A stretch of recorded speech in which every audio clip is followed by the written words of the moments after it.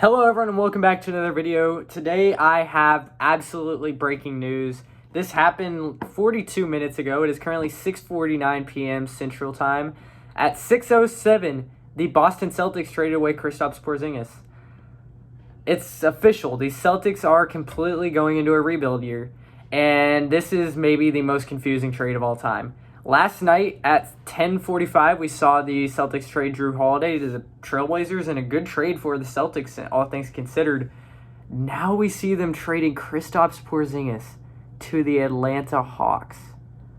And all they got back was Georges Niang and a second-round pick. It is a three-team deal. The Nets are involved, but the Nets didn't give Niang to Boston. All they did was get the number 22 pick in tomorrow night's draft in exchange for taking on Terrence Mann's contract from the Hawks, so that the Hawks could take on Porzingis' contract.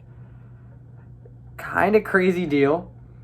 The Nets now have 5 first-round picks in tomorrow's draft, so let's just start with them. They're the easy one that we need to talk about. They are going to trade up. There's no way possible for them to use 5 selections unless they're going to take like 3 Eurostash guys and only use 2 picks.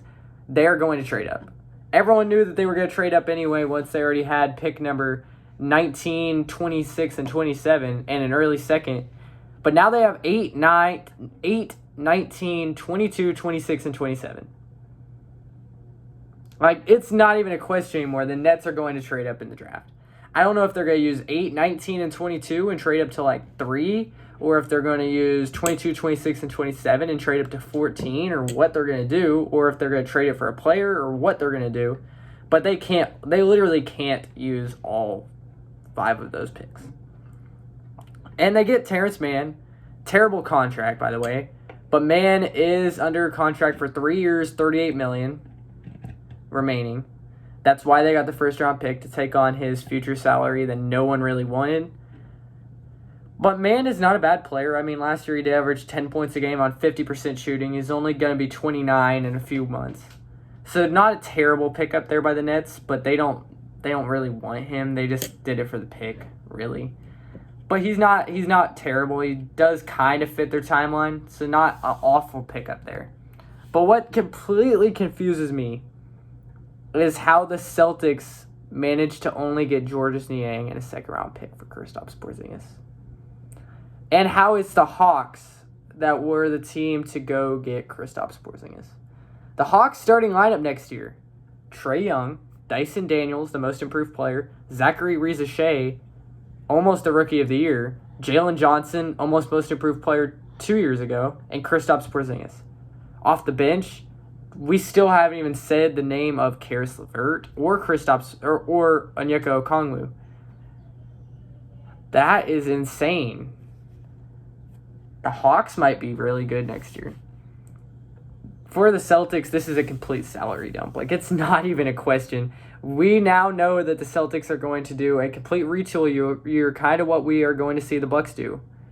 They just traded their two of their 5 starters from their championship team 2 years ago for a combined Anthony Simons and 3 second-round picks and Georges Niang. Oh my God. I am so happy I'm not a Boston fan, because this is kind of insane. Porzingis is still a 7'3", 30-year-old? It doesn't matter if he wasn't fully healthy this year. They still, I think, could have got way more than Georges Niang and a second-round pick. Georges Niang is not bad. He's definitely not a bad player. I mean, he averaged like 10 points a game with the Hawks after the Cavs traded him there. But he is not anywhere near what Porzingis' level is, even what he was doing in the playoffs. Porzingis was horrible in the playoffs, but he is still a mile better than Georges Niang. Oh my God. 7'3", stretch 5, who can finish at the rim and block shots. And you get Georges Niang and a 2031 second-round pick. What in the world? The Celtics did save $23 million in tax, which is a pretty big deal. This is mainly just a salary dump. They're going to save a ton of money. But wow. Wow. Wow. The Nets are the winner of this trade. They get a guy that they don't hate to get and a first-round pick just for taking him on. He's making just barely more than $10 million a year. And they get a first-round pick for taking him. A top 25 pick. Oh my God. The Celtics next year, now their starting lineup is going to be Pritchard or Simons at the point guard, Jaylen Brown, Sam Hauser, Al Horford, but he's a free agent. Who knows if he's even going to come back, spend the last year of his career on a tanking team. The Celtics are really cooked next year.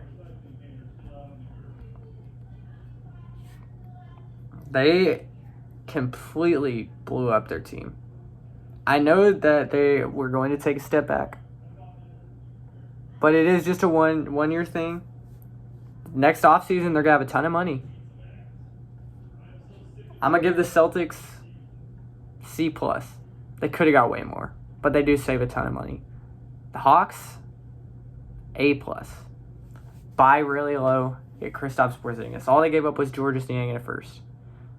And then for the Nets, that's an A. You take on a salary that you don't necessarily want, but not for a bad player, and you get another first-round pick. Crazy deal, though.